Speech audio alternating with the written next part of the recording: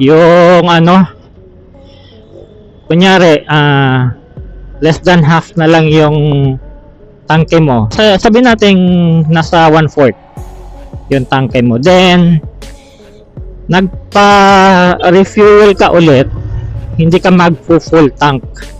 Karga mo siya ng 200 pesos kunyari. Sa experience ko pag ganun, since malaki yung gas sa tank nating ADV, yung pressure, yung vapor pressure nun is mataas din kasi hindi nga siya full tank. So malalaman mo yung vapor pressure na mataas is pag nagsarado ka nung gas cap, lumalaban at parang hindi mo siya maisasara talaga. As in, ang tigas.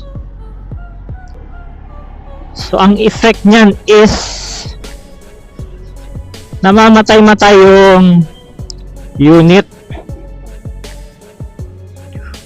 So like sa station ko bigla na lang namamatay after kong magpagas nun. Then pansin ko na hindi ko maisara ng mabuti yung gas cap, yung sobrang tigas.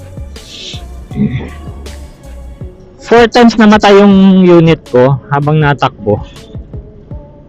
Loko yun, naghuhulog ng lupa sa butas.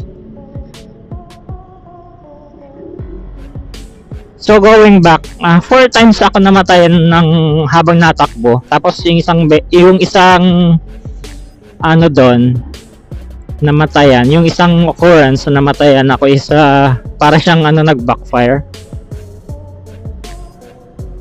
So yun agad, tumabi agad ako noon after noon. Yun agad yung naisip ko, yung vapor pressure. Hindi makasunog ng maayos ang ating unit ng gas. Ang ginawa ko, pinasing ako ng ilang seconds para lumabas lang yung pressure. Then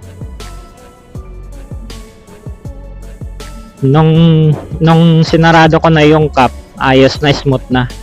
Then after nun, wala na akong naramdaman na parang nabubulunan siya, parang mamamatayan, wala na.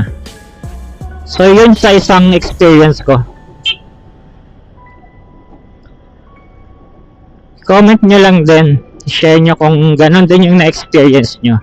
Ito ay mga tips lang naman para doon sa mga baguhan sa pagmumotor,